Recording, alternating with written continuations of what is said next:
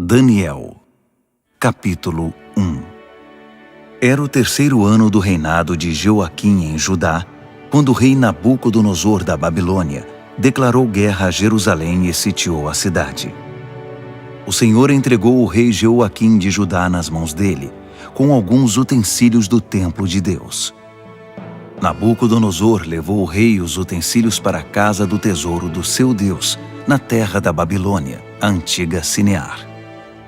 O rei ordenou a Aspenaz, chefe de pessoal do palácio, que escolhesse alguns israelitas da família real e da nobreza, jovens que fossem saudáveis e de boa aparência, inteligentes e de boa formação, de potencial para cargos de liderança no governo, gente de elite, e lhes ensinasse a língua e a cultura da Babilônia.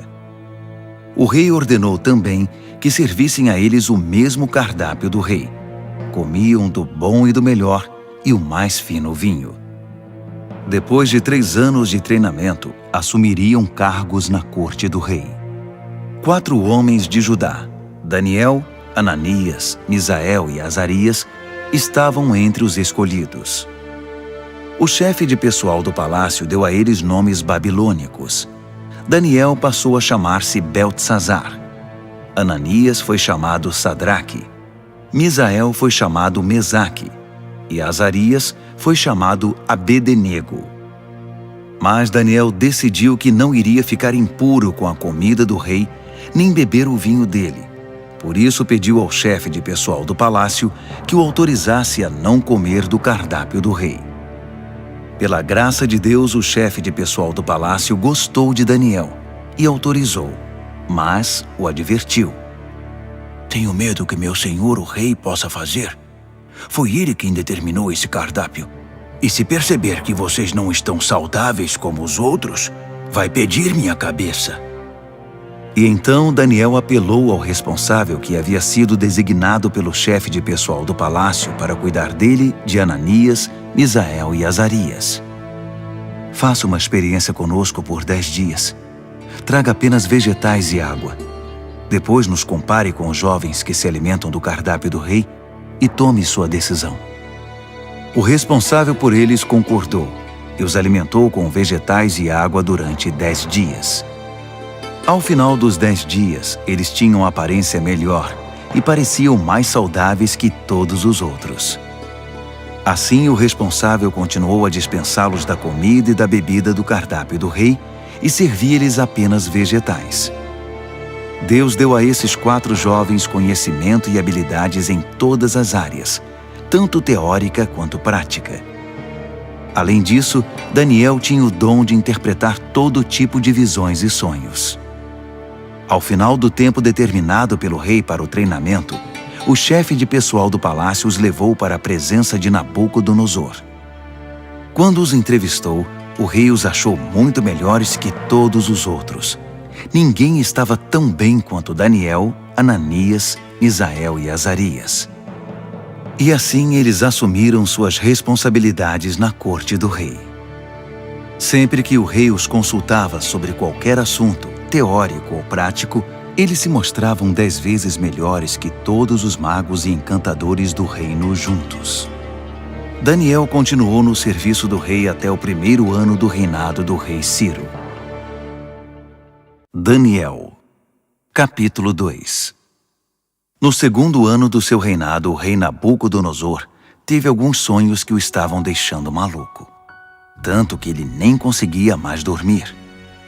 Chamou então todos os magos, encantadores, feiticeiros e astrólogos da Babilônia para que interpretassem seus sonhos. Quando estavam todos na presença do rei, ele disse: Tive um sonho e não consigo tirá-lo da cabeça. Não vou conseguir dormir até saber o que significa. Os astrólogos, falando em aramaico, disseram: Que o rei viva para sempre. Conte-nos os sonhos e vamos interpretá-lo. O rei respondeu: Meu decreto é este. Se vocês não conseguirem me dizer qual é o sonho e me dar a interpretação, vou fazer picadinho de vocês e destruir suas casas. Mas se me contarem o sonho e derem a interpretação, vou encher vocês de presentes e serão muito honrados. Então, digam-me qual foi o sonho e me deem a interpretação. Eles responderam: Vossa Majestade, por favor, conte-nos o sonho. Então daremos a interpretação. Mas o rei disse: Eu sei o que vocês estão tentando fazer. Vocês só querem ganhar tempo. Sabem que estão numa enrascada e se não conseguirem me contar o sonho, estarão numa fria. Estou até vendo. Vocês vão inventar uma história qualquer e me enrolar até que eu mude de ideia. Nada disso. Primeiro me contem o sonho e então vou saber se são capazes de me dar a interpretação ou se estão só me enrolando. Os astrólogos responderam: Ninguém em nenhum lugar do mundo pode fazer o que o rei está pedindo. E nenhum rei jamais pediu uma coisa dessas a nenhum mago, encantador ou astrólogo. O que Vossa Majestade está pedindo é impossível, a não ser que algum deus o revele. E os deuses não vivem no meio de gente como nós. A resposta deixou o rei furioso. Ele perdeu a paciência e ordenou que todos os sábios da Babilônia fossem executados. A sentença de morte foi anunciada, e Daniel e seus amigos estavam entre os condenados à morte.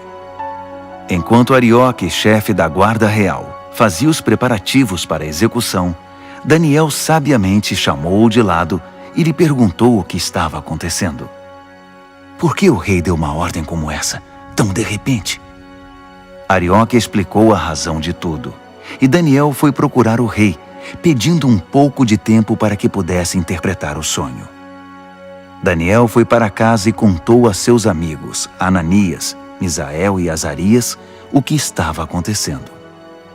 Ele pediu que orassem ao Deus dos céus por misericórdia, para solucionar o mistério, e assim poderem escapar da morte. Naquela noite, a solução do mistério foi revelada a Daniel numa visão.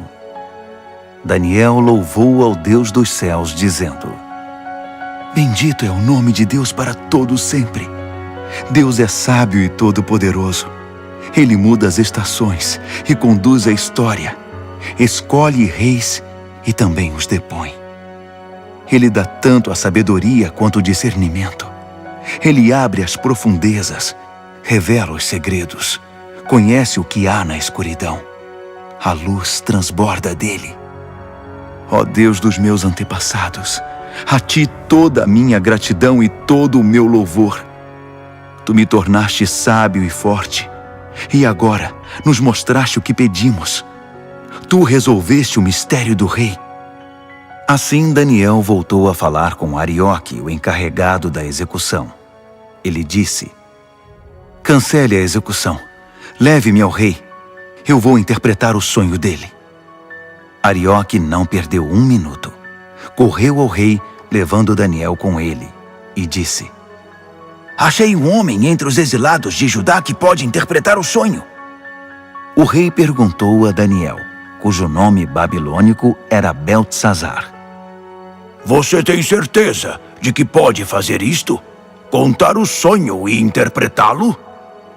Daniel respondeu ao rei: Nenhum homem pode decifrar o mistério do rei, quem quer que seja, sábio, encantador, mago ou astrólogo. Mas há um Deus no céu que revela os mistérios, e ele me revelou. Ele está mostrando ao rei Nabucodonosor o que vai acontecer no futuro. Este é o sonho que o rei teve, a visão que encheu sua mente. Enquanto Vossa Majestade estava deitado na cama, ó rei, vieram ideias sobre o que vai acontecer no futuro. Aquele que revela mistérios mostrou ao rei o que vai acontecer. Mas a interpretação foi dada por meu intermédio, não porque eu seja mais sábio que qualquer outra pessoa, mas para que o rei saiba o que significa e entenda o que sonhou. O que viu, ó rei, foi uma enorme estátua em pé na sua frente, muito impressionante, mas também apavorante. A cabeça da estátua era de ouro puro, o peito e os braços eram de prata, o ventre e os quadris eram de bronze, as pernas eram de ferro, e os pés eram uma mistura de barro com ferro. Enquanto você estava olhando para a estátua, uma pedra que se soltou por si só da montanha, sem que ninguém o fizesse, atingiu a estátua, esmigalhando os pés de ferro e barro. Então tudo desmoronou e ficou em pedaços. O ferro, o barro, o bronze, a prata e o ouro. Ficou tudo como restos amontoados, relegados ao esquecimento. Mas a pedra que atingiu a estátua tornou-se uma grande montanha que dominava o horizonte. Esse foi o sonho. Agora vamos à interpretação do sonho. Ó Rei, Vossa Majestade é o soberano mais poderoso da terra. O Deus do céu deu tudo ao Senhor: governo, poder, força e glória. Ele o designou responsável pela humanidade e por todos os animais do campo e as aves do céu, no mundo todo. O rei é o cabeça de todos os governantes. É a cabeça de ouro. Mas seu reino será tomado por outro reino, inferior ao seu, e este por um terceiro, o reino de bronze, que governará toda a terra. Por fim, um quarto reino, forte como o ferro, assumirá o poder. Assim como o ferro despedaça tudo que atinge, esse vai quebrar, esmigalhar e pulverizar todos os reinos anteriores. Mas os pés e os dedos dele, que são uma mistura de ferro e barro, significam que o reino será dividido, mas ainda haverá a força do ferro. Assim como os dedos eram de ferro e de barro, o reino terá uma parte forte e outra frágil. Esse reino fará alianças, mas não darão certo. Não conseguirá se unir a nenhum outro reino, assim como o ferro e o barro não se misturam. Mas no tempo desses reinos, o Deus do céu edificará um reino que nunca será destruído, nem nunca será dominado por outro. No final, esmagará os outros reinos, destruirá todos eles e será eterno. Será como a pedra que se soltou por si só da montanha, sem que ninguém o fizesse, que esmigalhou o ferro, o bronze, o barro, a prata e o ouro. O grande Deus fez o rei saber o que vai acontecer no futuro. Essa é a revelação exata do sonho, e também a interpretação correta. Quando Daniel terminou, o rei Nabucodonosor, perplexo, prostrou-se com o rosto no chão diante de Daniel. Ele ordenou uma oferta de sacrifícios e de incenso em honra a Daniel e declarou: Seu Deus realmente é o Deus de todos os deuses, o Senhor de todos os reis, e Ele revela todos os mistérios. E eu sei, porque você decifrou o mistério. Então o rei promoveu Daniel a um elevado cargo no reino. Encheu-o de presentes e o empossou como governador de toda a província da Babilônia e chefe de todos os sábios da Babilônia. A pedido de Daniel, o rei designou Sadraque, Mesaque e Abednego para postos administrativos em toda a Babilônia, enquanto Daniel permaneceu no palácio real. Daniel, capítulo 3. O rei Nabucodonosor construiu uma estátua de ouro com 27 metros de altura e 2,70 metros de largura. Ele a ergueu na planície de Dura, na província da Babilônia. Em seguida ordenou a todos os líderes importantes da província que comparecessem à cerimônia de dedicação da estátua. Todos vieram para a cerimônia e tomaram seus lugares diante da estátua que Nabucodonosor havia erguido. Um arauto apareceu e proclamou em voz alta: Atenção, todos! Ouçam vocês de todas as raças, cores e crenças!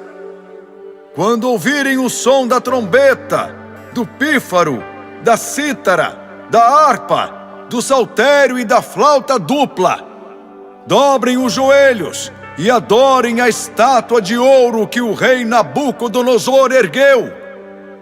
E quem não se ajoelhar, não adorar a estátua, não importa quem seja, será lançado imediatamente na fornalha. O som começou a tocar. Todos os instrumentos musicais da Babilônia e gente de todas as raças, cores e crenças dobraram os joelhos e adoraram a estátua de ouro que o rei Nabucodonosor havia erguido. Foi então que os astrólogos da Babilônia se manifestaram e acusaram os judeus. Eles disseram ao rei Nabucodonosor: Que o rei viva para sempre. Vossa Majestade deu ordens severas para que, ao ouvir o som tocar, deveríamos nos ajoelhar e adorar a estátua de ouro, e quem não o fizesse seria jogado na fornalha.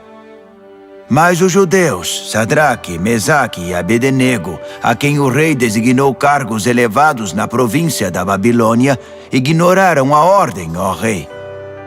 Eles não respeitam os nossos deuses e se negam a adorar a estátua de ouro que mandou erguer.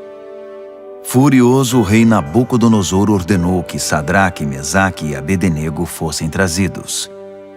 E quando eles chegaram, Nabucodonosor perguntou: Sadraque, Mesaque e Abednego, é verdade que vocês não respeitam meus deuses e se negam a adorar a estátua de ouro que mandei erguer? Vou dar a vocês uma segunda chance, mas a partir de agora, quando o som começar a tocar, vocês devem se ajoelhar e adorar a estátua. E se não o fizerem, serão jogados numa fornalha e ponto final. E que Deus vai livrá-los de mim? Sadraque, Mesaque e Abednego responderam: Sua ameaça não nos assusta. Se nos jogar na fornalha, o Deus que servimos pode nos salvar, não só da fornalha, como de qualquer outra coisa. E mesmo que ele não o faça, não importa, ó rei. Ainda assim, não vamos servir aos seus deuses, nem adorar a estátua de ouro que mandou erguer. Nabucodonosor estava prestes a explodir de tanta raiva. Imediatamente ordenou que a fornalha fosse aquecida 7 vezes mais que o normal e que alguns homens fortes do seu exército os amarrassem e os jogassem na fornalha. Sadraque, Mesaque e Abednego, com os pés e mãos amarrados e vestidos em suas roupas, foram jogados na fornalha extremamente quente. Por causa da ordem do rei, a fornalha estava tão quente que só as chamas foram suficientes para matar os homens que carregaram Sadraque, Mesaque e Abednego. E eles acabaram caindo fornalha dentro. De repente, o rei Nabucodonosor levantou-se num salto e perguntou: Não jogamos 3 homens com os pés e as mãos amarrados? Responderam os homens. Isso mesmo, senhor! Exclamou o rei. Vejam, estou vendo 4 homens andando para lá e para cá no fogo, e eles estão bem. E o 4º homem parece um filho dos deuses. Não é possível.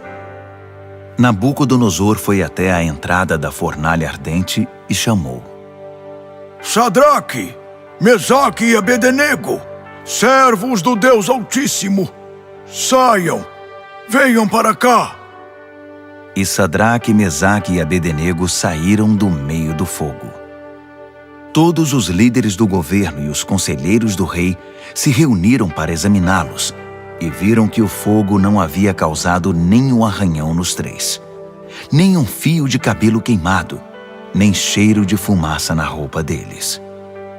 Nabucodonosor exclamou: Bendito seja o Deus de Sadraque, Mesaque e Abednego! Ele enviou seu anjo e salvou seus servos.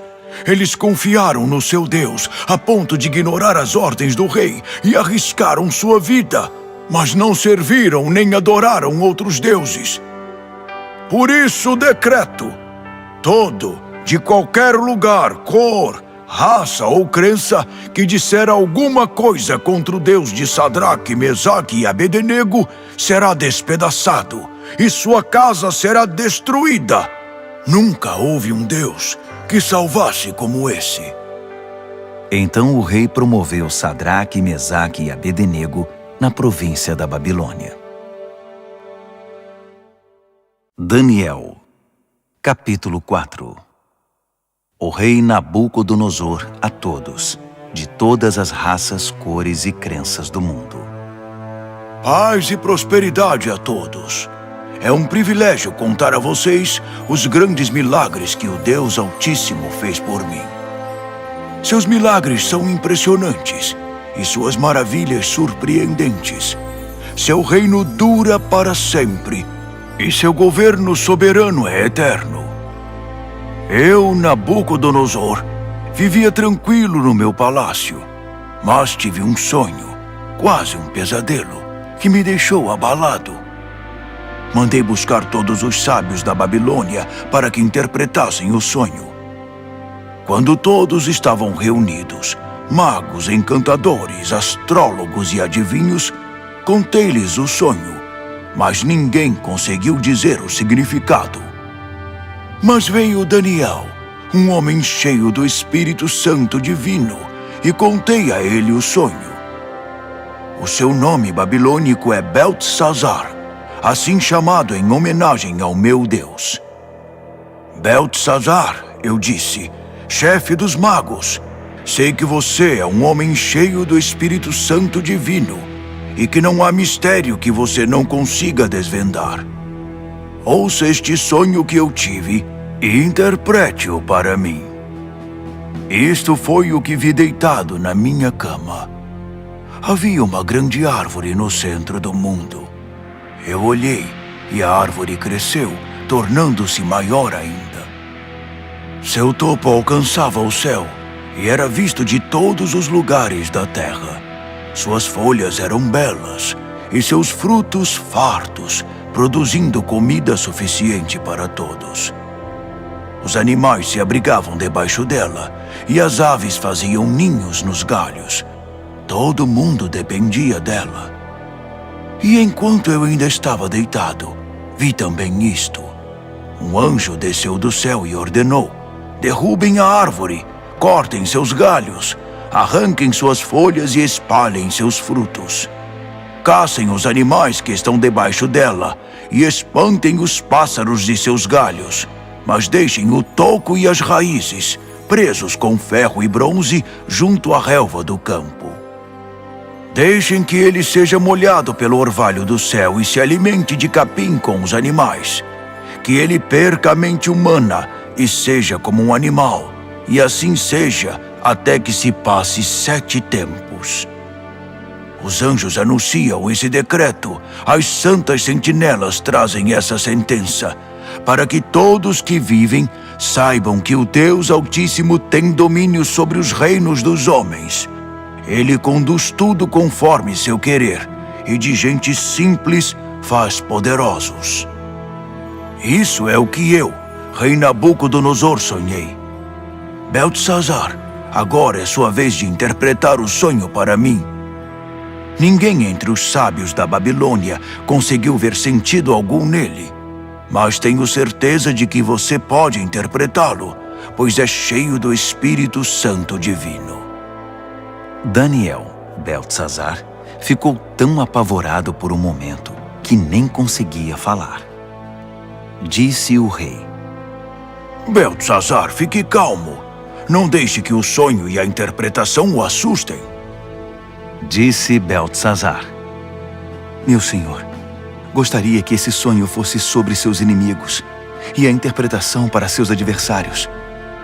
A árvore que você viu e que cresceu e ficou tão alta que o topo alcançava o céu, visível dos 4 cantos da terra.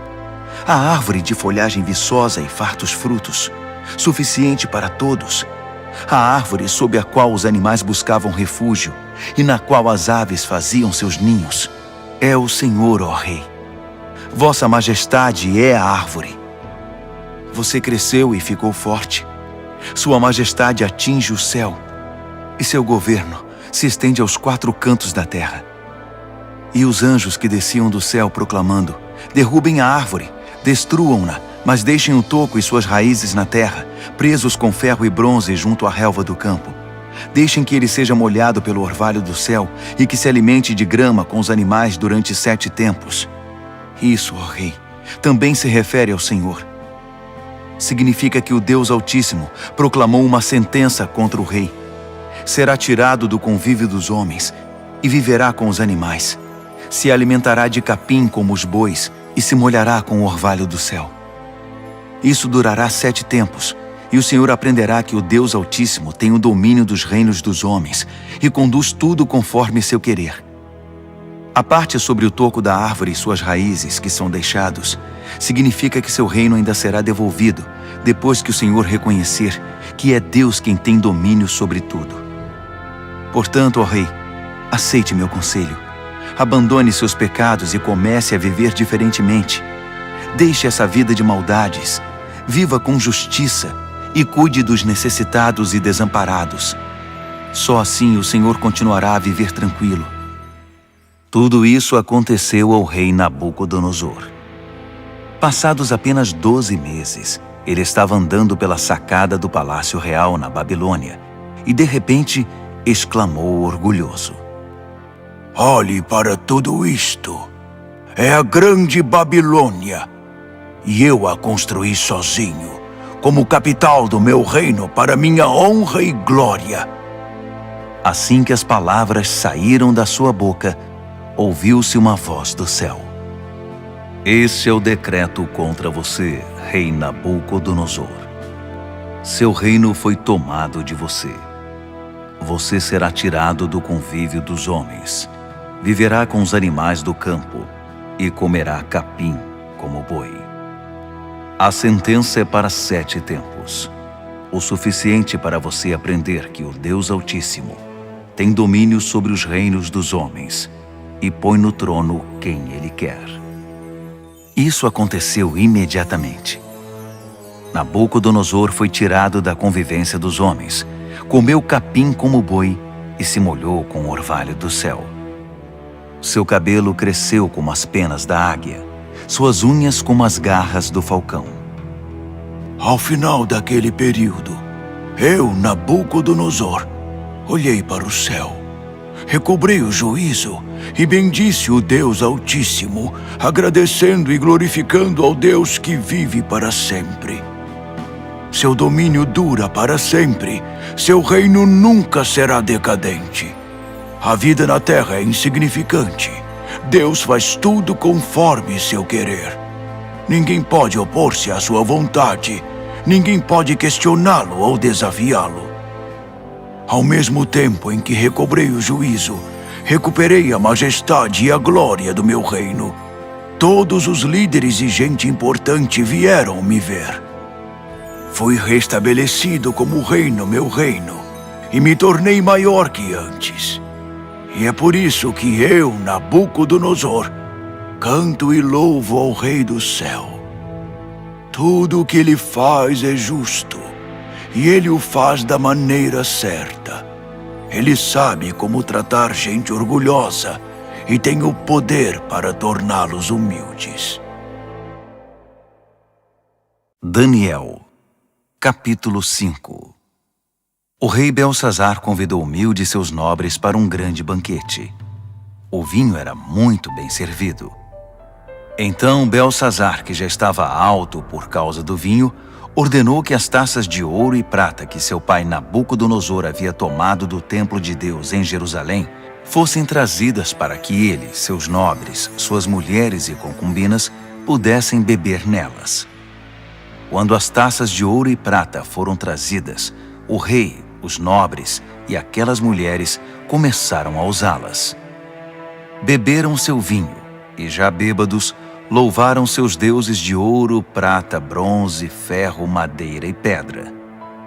Naquele exato momento, os dedos de uma mão humana apareceram e começaram a escrever na parede rebocada do palácio, na parte mais iluminada. Quando o rei viu a mão escrevendo na parede, ficou pálido, muito assustado. Suas pernas ficaram bambas, tremiam sem parar, e os joelhos batiam um no outro. Ele gritou para que chamassem os encantadores, os astrólogos e os adivinhos, e prometeu: Quem conseguir ler esta escrita na parede e me disser o que significa, será famoso e rico. Ganhará um manto de púrpura e uma bela corrente de ouro, e será o terceiro mais importante do reino. Todos tentaram, mas ninguém conseguiu enxergar um sentido nas palavras escritas na parede. Ninguém conseguia entender o que estava escrito, muito menos interpretá-lo. Então o rei ficou apavorado, pálido, em completo estado de choque. Os nobres também estavam em pânico. A rainha soube que o rei e os nobres estavam em estado de choque e veio ao salão do banquete. Ela disse: "Que o rei viva para sempre. Não se assustem, não fiquem aí sentados pálidos desse jeito. Há um homem no reino que é cheio do Espírito Santo divino. Durante o reinado do seu pai, ele ficou conhecido pelo seu brilho intelectual e por sua sabedoria espiritual. Ele era tão capaz que seu pai, o rei Nabucodonosor, fez dele o chefe de todos os magos, encantadores, adivinhos e astrólogos. Não havia ninguém como ele. Ele conseguia fazer qualquer coisa: interpretar sonhos, decifrar mistérios, explicar enigmas. Seu nome é Daniel, mas o rei mudou o nome dele para Beltesazar. Mande chamar Daniel. Ele vai ler o que está escrito aí." Assim Daniel foi chamado. O rei perguntou: "Você é Daniel, que foi um dos exilados que meu pai trouxe de Judá? Já ouvi falar que você é cheio do Espírito Santo, tem uma mente brilhante e é incrivelmente sábio. Os sábios e encantadores foram trazidos aqui para ler esta escrita na parede e interpretá-la, mas nenhum deles conseguiu ler nada. Mas ouvi dizer que você interpreta sonhos e decifra mistérios. Então, se você conseguir ler e interpretar, será um homem famoso e rico. Ganhará o manto de púrpura e uma bela corrente de ouro, e será o terceiro mais importante do reino." Daniel respondeu ao rei: "Pode ficar com os presentes ou dá-los a outra pessoa. Mas vou ler a escrita para o rei e interpretar seu significado. Ouça, ó rei, o Deus Altíssimo deu a seu pai Nabucodonosor um grande reino e uma gloriosa reputação. Deus o fez muito poderoso, e pessoas de todos os lugares, de toda raça, cor ou crença, se sentiam intimidadas por ele. Ele as matava ou poupava, como e quando queria. Promovia ou humilhava as pessoas como bem desejava. Então Deus o humilhou e o privou de todo o poder. Ele foi tirado do convívio dos homens e passou a viver como animal. Comeu capim como boi e se molhou com o orvalho do céu até aprender esta lição: que o Deus Altíssimo tem domínio sobre os reinos dos homens e põe no trono quem ele quer. Você é filho dele, sabe de tudo isso, mas é tão arrogante quanto ele no seu pior momento. Olhe para você mesmo. Quer competir com o Senhor do céu? Você mandou buscar as taças sagradas do templo dele só por farra, para que o Senhor, seus nobres, suas mulheres e concubinas pudessem beber nelas. O rei usou as taças sagradas para brindar seus deuses de prata e ouro, de bronze e ferro, de madeira e pedra, deuses cegos, surdos e mudos. Mas tratou com desprezo o Deus vivo, que tem a sua vida nas mãos, desde o nascimento até a morte. Deus enviou a mão que escreveu na parede, e o que está escrito é: Mene, Tekel e Peres. E este é o significado dessas palavras. Mene, Deus contou os dias do seu governo, e suas contas são negativas. Tekel, você foi pesado na balança e está em falta. Peres, seu reino foi dividido e entregue aos medos e persas. Beltesazar fez o que havia prometido. Vestiu o manto de púrpura em Daniel, colocou uma bela corrente de ouro em seu pescoço e o promoveu a terceiro mais importante do reino. Naquela mesma noite, o rei Beltesazar da Babilônia foi morto. Dario, o Medo, tinha 62 anos quando o sucedeu como rei. Daniel, capítulo 6. Dario reorganizou seu reino. Ele designou 120 governadores para administrar todas as províncias do reino. Sobre eles havia 3 ministros, e um deles era Daniel. Os governadores se dirigiam aos ministros, que tinham a responsabilidade de manter tudo em ordem. Mas Daniel era cheio de vitalidade e tinha uma inteligência tão superior aos outros ministros e governadores que o rei decidiu designá-lo responsável por todo o reino. Os ministros e governadores se reuniram para ver se descobriam algum ponto fraco de Daniel que pudesse usar contra ele, mas não conseguiram nada. Ele era exemplar e absolutamente confiável. Não conseguiram achar nenhuma evidência de negligência ou má conduta. Após inúmeras tentativas, desistiram e disseram: Nunca vamos descobrir nada contra esse Daniel, a não ser que inventemos alguma acusação e tramemos algo contra ele. Assim, os ministros e governadores tramaram contra ele e foram ao rei dizer: Rei Dario, que viva para sempre! Nós, ministros, governadores e todos os principais oficiais, nos reunimos e concordamos em que o rei deveria promulgar o seguinte decreto. Durante os próximos 30 dias, ninguém deve orar a nenhum outro deus ou homem exceto ao rei. Qualquer um que desobedecer será lançado na cova dos leões. Promulgue esse decreto, ó rei, e assine-o, para que seja revogável, com inscrição em pedra, conforme todas as leis dos medos e dos persas. E o rei Dario assinou o decreto. Daniel soube que esse decreto havia sido promulgado, mas continuou a orar como sempre fazia. Sua casa tinha janelas no andar de cima, voltadas para Jerusalém. 3 vezes ao dia, ele se ajoelhava ali em oração, agradecendo e louvando a Deus. Os conspiradores vieram e o viram orando, pedindo a ajuda de Deus. Imediatamente foram ao rei e o lembraram do decreto.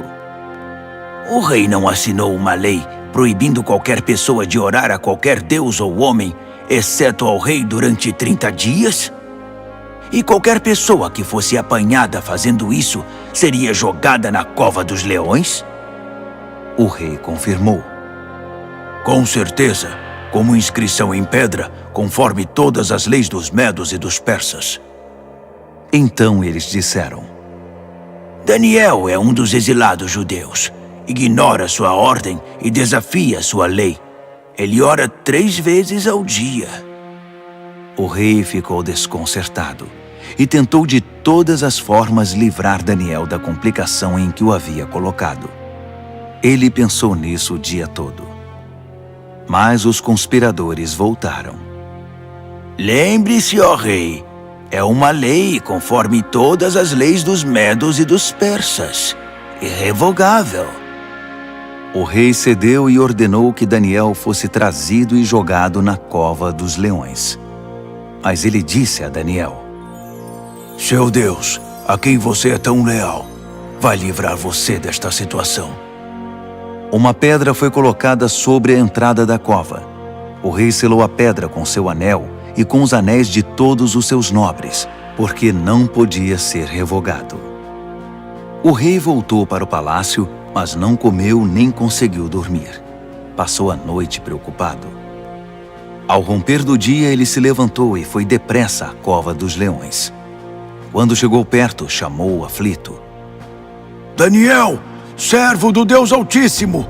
Será que seu Deus, a quem você serve tão fielmente, livrou você dos leões? Daniel respondeu: Que o rei viva para sempre! Meu Deus enviou seu anjo que fechou a boca dos leões para que não me fizessem nenhum mal. Fui considerado inocente diante de Deus e também diante do Senhor, ó rei, pois não fiz mal algum ao Senhor. Quando o rei ouviu essas palavras, ficou muito feliz. Ele ordenou que Daniel fosse retirado da cova. Depois que ele saiu, verificou-se que não havia nenhum arranhão sequer. Ele havia confiado em seu Deus. Então o rei ordenou que os conselheiros que tinham conspirado contra Daniel fossem jogados na cova dos leões, com suas mulheres e filhos. Antes mesmo de chegar ao fundo da cova, os leões já os agarraram e os despedaçaram. O rei Dario divulgou esta proclamação a todos na terra, de qualquer raça, cor e crença. A paz esteja com vocês. Muita paz. Decreto que o Deus de Daniel seja adorado e temido em todo o meu reino. Ele é o Deus vivo e permanece para sempre. Seu reino nunca é destruído. Seu governo continua eternamente. Ele é o Salvador e o Redentor. Ele realiza milagres impressionantes nos céus e na terra. Ele livrou Daniel do poder dos leões. Daniel foi muito bem tratado no restante do reinado de Dario e também no reinado seguinte, de Ciro, o persa.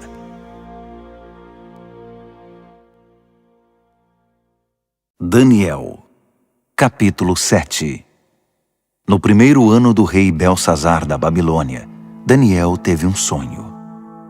O que ele viu enquanto dormia o apavorou. Um verdadeiro pesadelo. E ele escreveu seu sonho. No meu sonho, naquela noite, vi os 4 ventos dos céus soprando e formando uma grande tempestade no mar. 4 animais enormes, diferentes uns dos outros, subiam do mar. O primeiro animal parecia um leão, mas tinha asas de águia. Enquanto eu observava, suas asas foram arrancadas. Ele foi levantado e ficou de pé como um homem. Em seguida, deram-lhe um coração humano. Depois vi um segundo animal, que parecia um urso. Ele se levantou, segurando 3 costelas nas mandíbulas, e recebeu esta ordem: ataque, devore tudo, encha a barriga. Em seguida vi outro animal. Parecia um leopardo. Tinha 4 asas como de pássaro nas costas. Esse animal tinha 4 cabeças e recebeu autoridade para governar. Depois disso, um 4º animal apareceu no meu sonho. Esse era apavorante, medonho. Tinha enormes dentes de ferro, triturava e devorava suas vítimas. Qualquer coisa que sobrava no chão, ele pisava e esmagava. Era diferente dos outros animais, um verdadeiro monstro. E tinha 10 chifres. Enquanto eu observava os chifres, tentava imaginar o que significavam. Nasceu nele outro chifre, mas este era pequeno. 3 dos chifres que já tinha foram arrancados para dar lugar a ele. Havia olhos humanos no pequeno chifre e uma boca grande que falava com arrogância. Enquanto eu observava tudo isso, tronos foram estabelecidos e um ancião tomou seu lugar. Suas roupas eram brancas como a neve, o cabelo alvo como a lã. Seu trono estava envolto em chamas. As rodas brilhavam intensamente. Um rio de fogo jorrava do trono. Milhares de milhares o serviam. Milhões o atendiam. Pediu-se silêncio no tribunal e os livros foram abertos. Continuei observando. O chifre pequeno falava com arrogância e enquanto eu observava, o monstro foi morto e seu corpo foi lançado no fogo. Os outros animais viveram ainda algum tempo, mas não fizeram nada, não tinham poder para governar. Meu sonho continuou. Então vi alguém, um filho de homem, chegando no meio de nuvens. Ele se aproximou do ancião e foi apresentado a ele. Ele recebeu poder para governar, toda a glória da realeza. Todas as raças, cores e crenças lhe serviram e o adoraram. Seu reinado será para sempre, não terá fim. Seu governo real nunca será destruído. Mas quanto a mim, Daniel, fiquei perturbado. As visões me deixaram apavorado. Por isso eu me aproximei de alguém que estava perto e perguntei o significado de tudo aquilo. E ele me deu a interpretação. Esses 4 animais enormes, disse ele, significam 4 reinos que aparecerão na terra. Mas a certa altura, o povo santo do Deus Altíssimo receberá o reino e o manterá para sempre. Sim, para sempre. Mas eu queria saber mais. Estava curioso sobre o 4º animal, aquele que era tão diferente dos outros, o monstro medonho com os dentes de ferro e garras de bronze, que engolia o que despedaçava e pisoteava tudo o que via pela frente. E eu queria saber também a respeito dos 10 chifres e do chifre pequeno que nasceu, ocupando o lugar de 3 dos primeiros chifres. Esse novo chifre tinha olhos e com sua boca grande falava de forma arrogante, dominando os outros chifres. Observei que esse chifre fazia guerra contra o santo povo de Deus e levava vantagem sobre eles. Mas o ancião interveio e decidiu a favor do povo do Deus Altíssimo. No final, o povo santo de Deus assumiu o controle do reino. A pessoa que estava perto de mim explicou: o quarto animal é o quarto reino que aparecerá na terra. Será diferente dos 3 primeiros, um reino monstruoso que devorará e pisoteará todos à sua volta. Os 10 chifres são 10 reis, um após o outro, que procederão desse reino. Mas então, outro rei aparecerá. Ele será diferente dos reis anteriores. Começará derrubando os outros reis e blasfemando contra o Deus Altíssimo. Ele perseguirá os seguidores do Deus Altíssimo e tentará eliminar a adoração sagrada e a prática da justiça.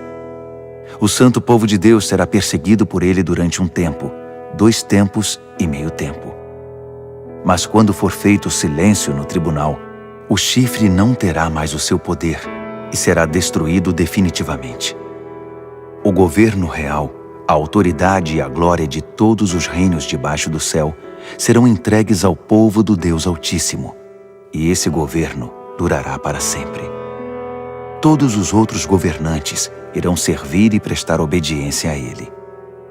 O sonho acabou assim, e eu, Daniel, continuei chocado, como alguém que tinha acabado de ver um fantasma, mas guardei tudo para mim.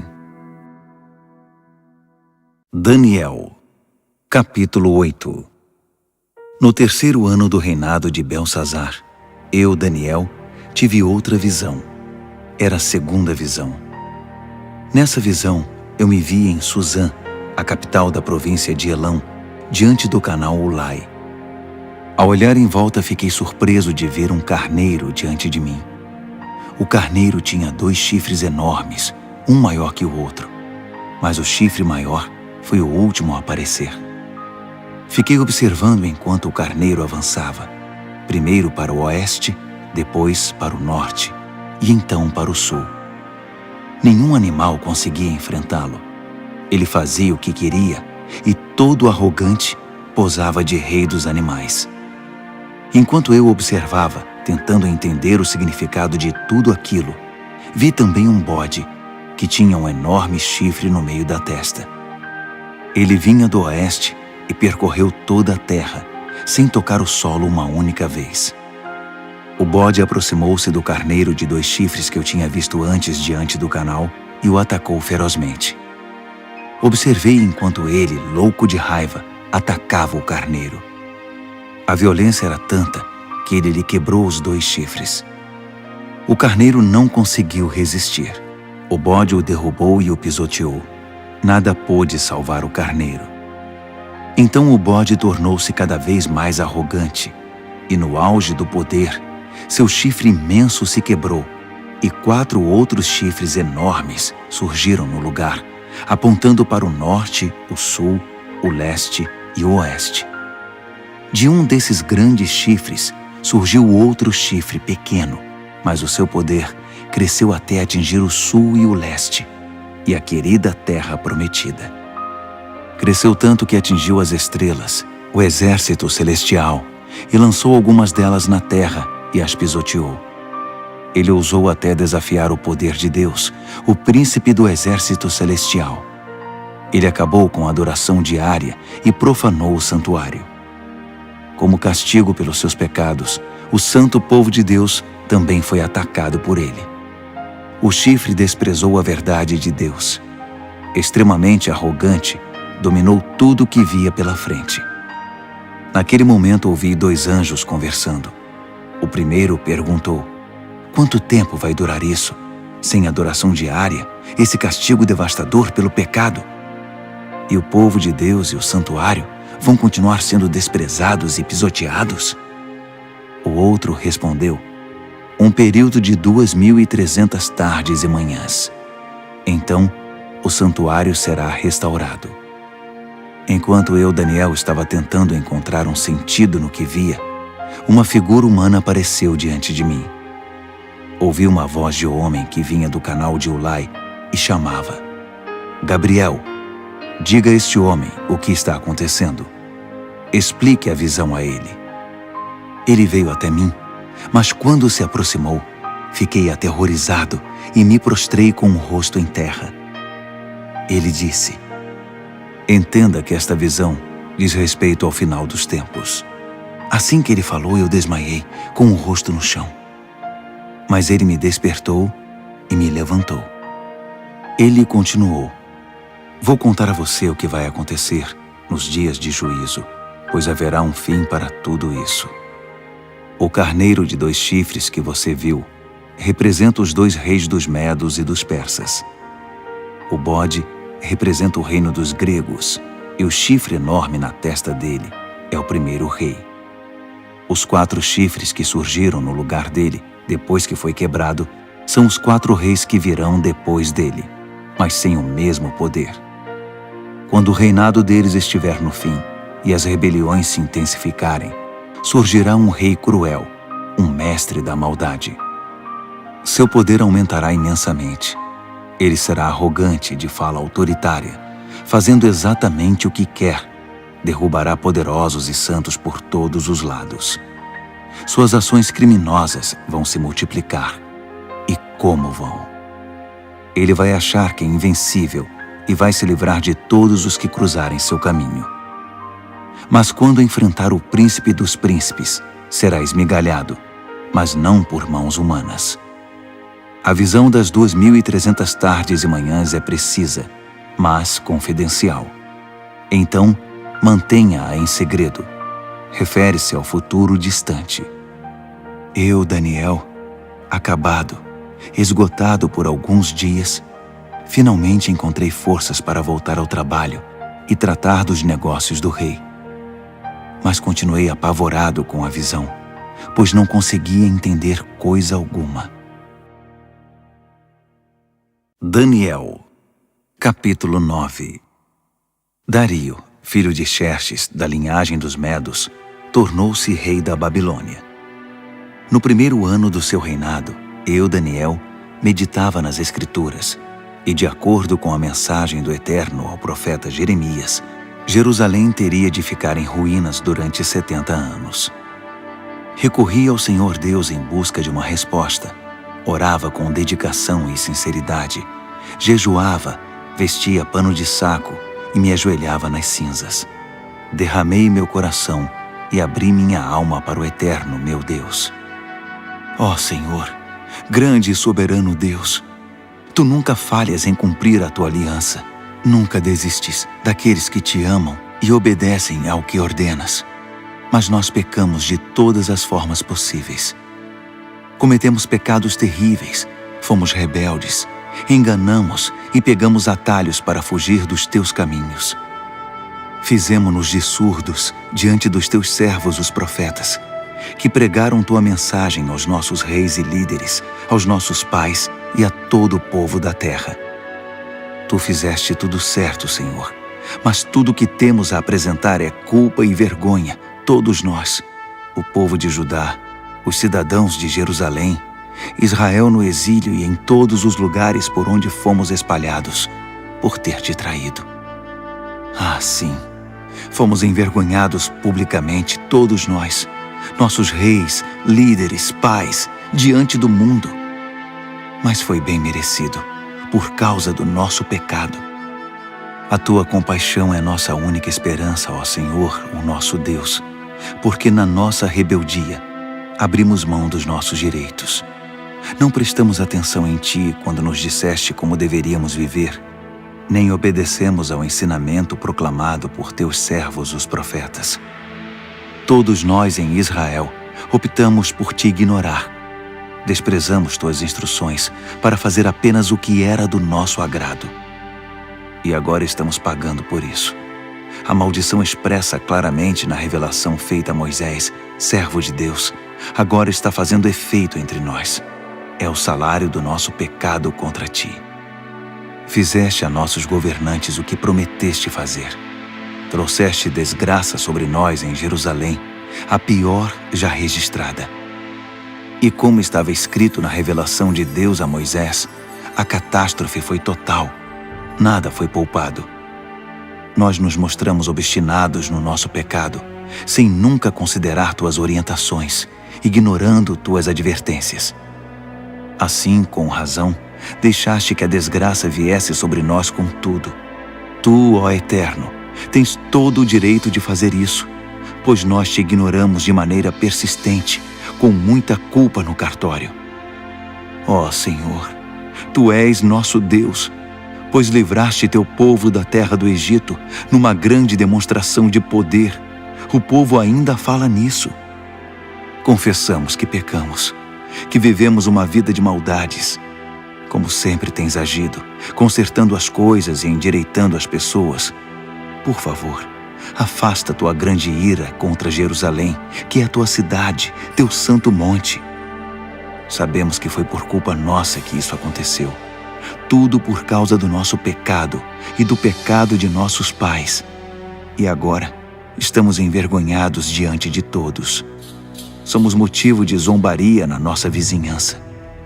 Por isso, ouve, ó Deus, esta oração sincera do Teu servo. Tem misericórdia do Teu santuário arruinado. Age de acordo com o que és, não segundo o que somos. Atende nossa oração, ó Deus.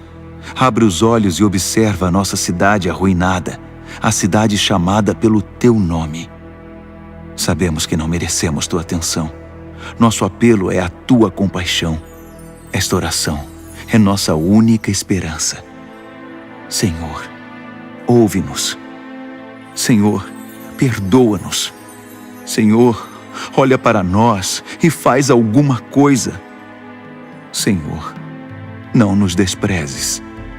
Tua cidade e Teu povo são chamados pelo Teu nome. Defende Teus interesses. Enquanto eu derramava meu coração, confessando meu pecado e o pecado do meu povo Israel, orava e apresentava toda a minha vida diante do Eterno e intercedia pelo santo monte do meu Deus.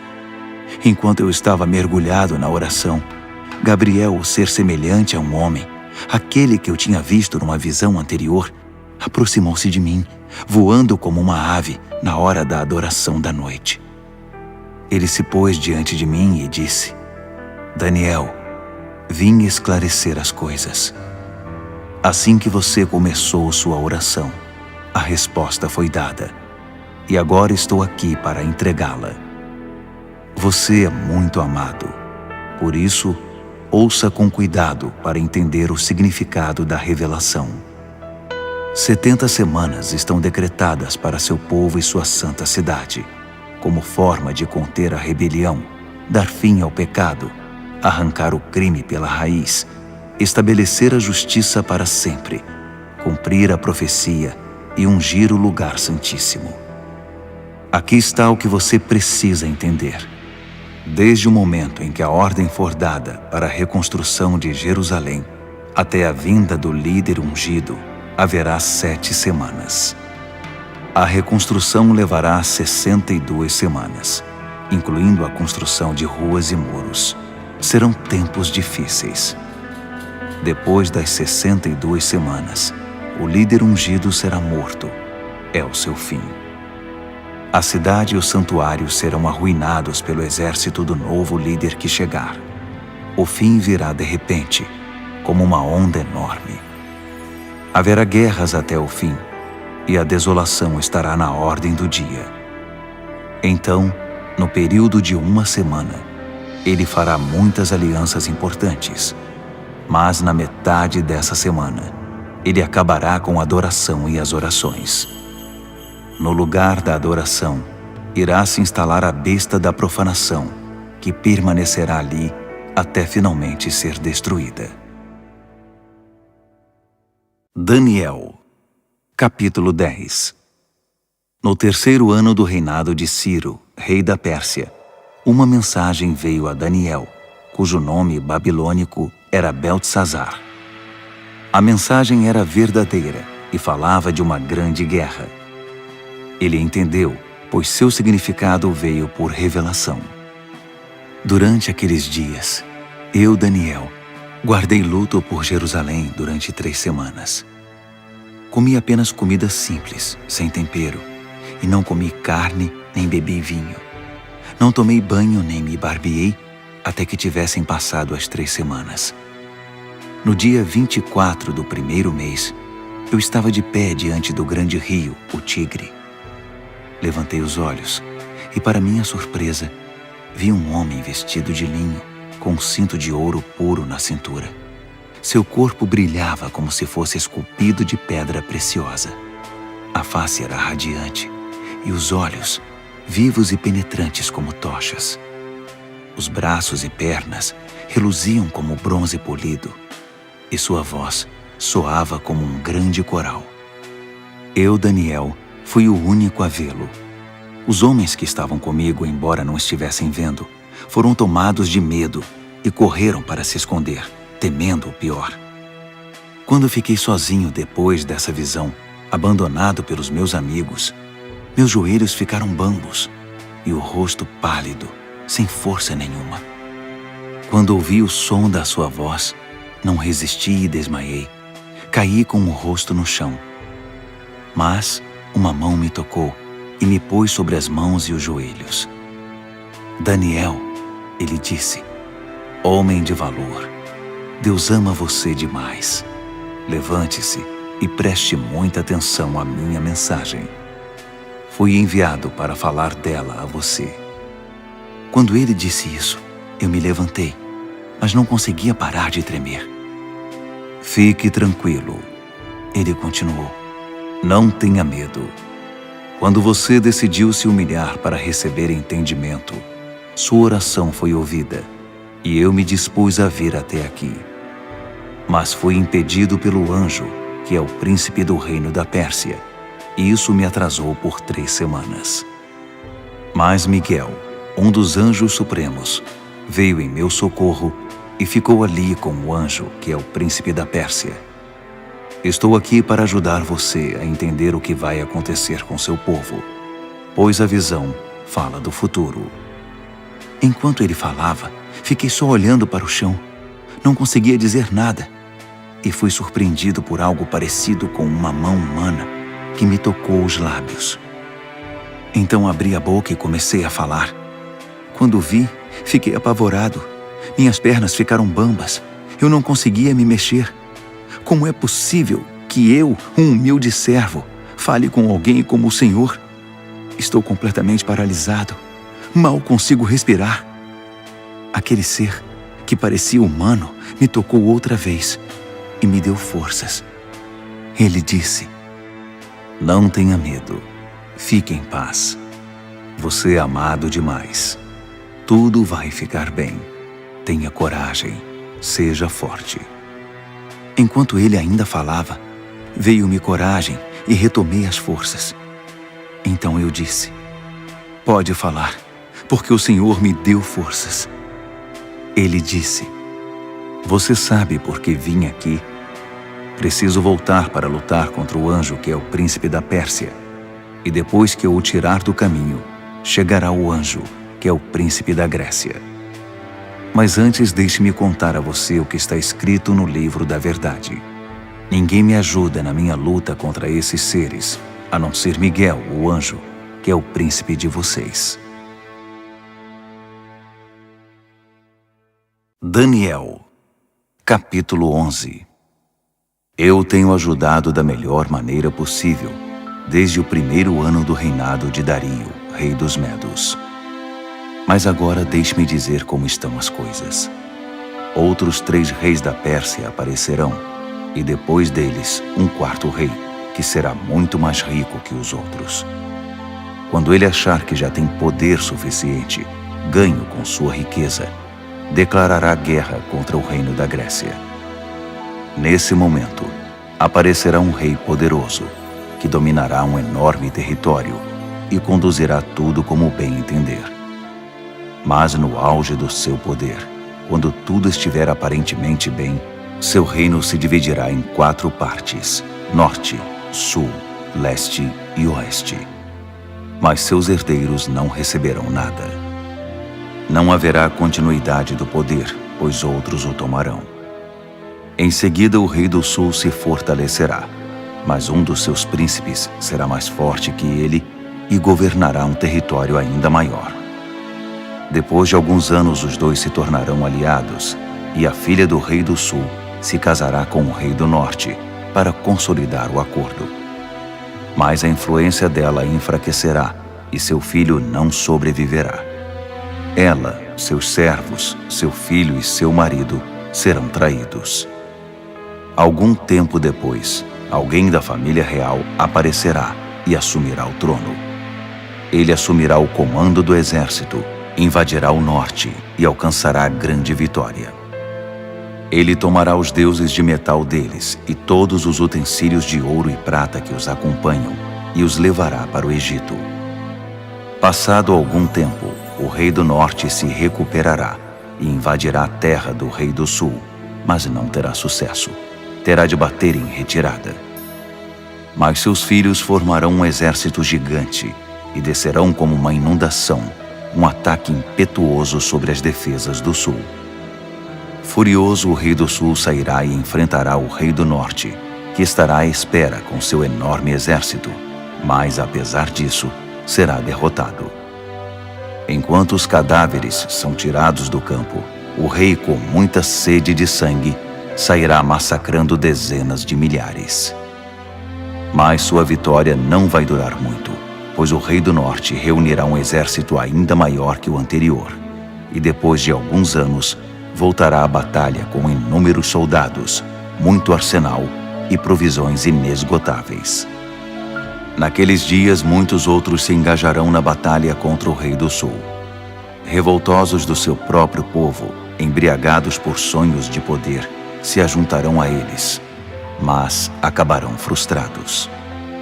Quando o rei do norte chegar, fará rampas de cerco e conquistará a cidade fortificada. Os exércitos do sul serão despedaçados diante dele. Nem mesmo suas famosas tropas de choque conterão o agressor. Ele entrará todo arrogante, como se fosse o dono de tudo.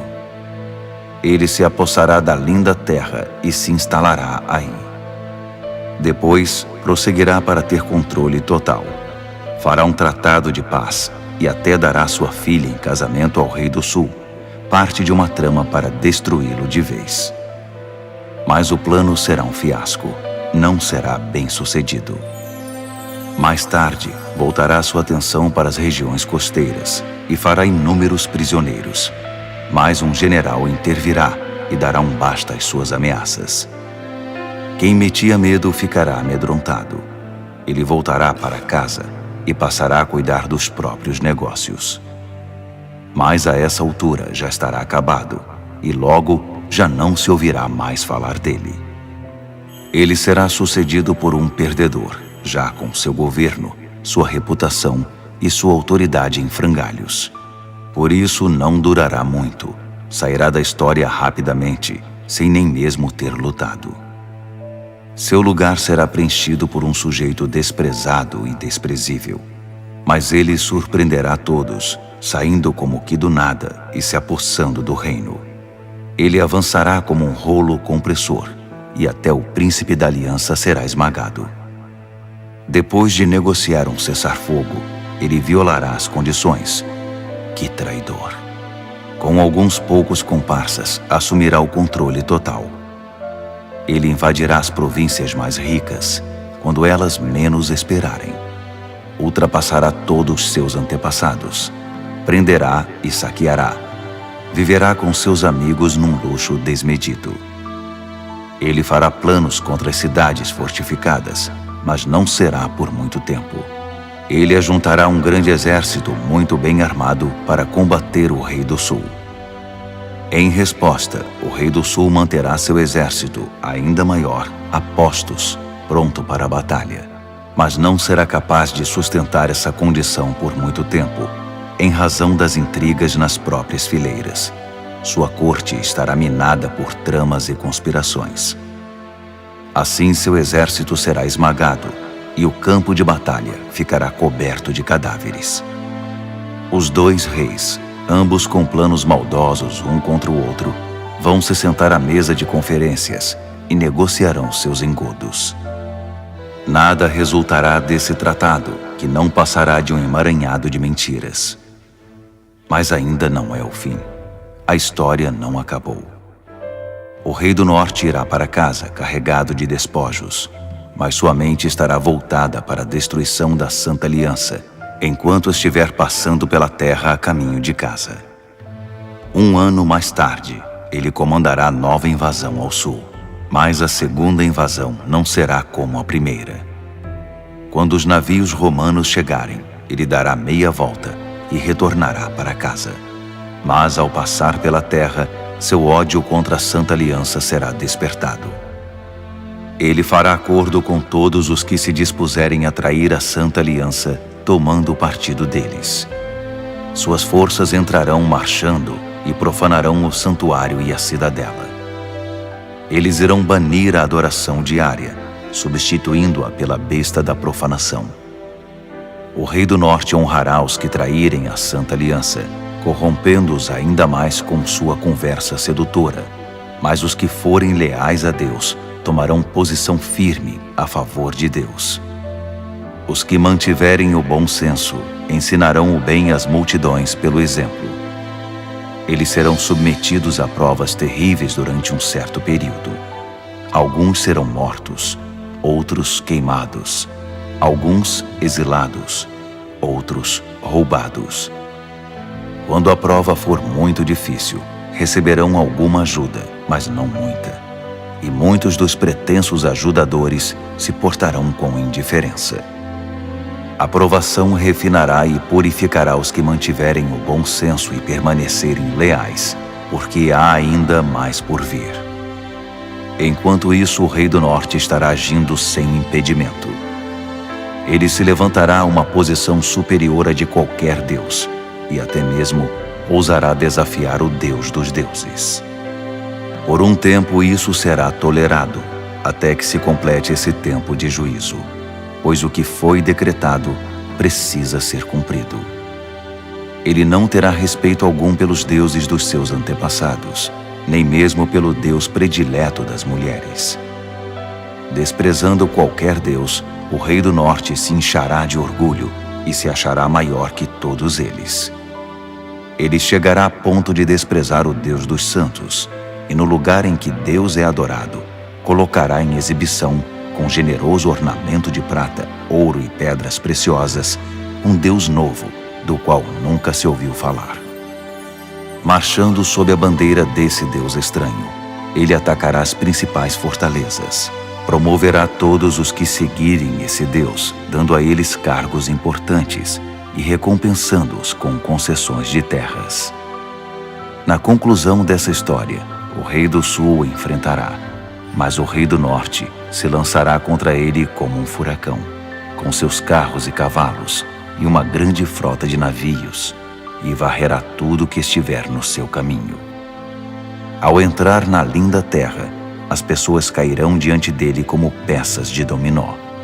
Só Edom, Moabe e alguns amonitas escaparão. Ele vai avançar, dominando país após país. Nem o Egito escapará. Ele confiscará o ouro, a prata e todos os bens valiosos do Egito. Os líbios e os etíopes cairão com ele. Mas nesse momento, relatos perturbadores virão do norte e do leste e o farão entrar em pânico. Furioso, ele se apressará em suprimir a ameaça. Mas assim que armar suas tendas entre o mar Mediterrâneo e o Monte Santo, inúmeras tendas reais, ele encontrará seu fim. E não haverá uma alma viva por perto para ajudá-lo. Daniel, capítulo 12. Esse será o momento quando Miguel, o grande anjo, que é o príncipe defensor do seu povo, entrará em cena. Será um tempo de desgraça, a pior desgraça que o mundo já conheceu. Mas seu povo será salvo da desgraça, todos os que tiverem o nome escrito no livro. Uma grande multidão, composta daqueles que já morreram e foram sepultados, acordará.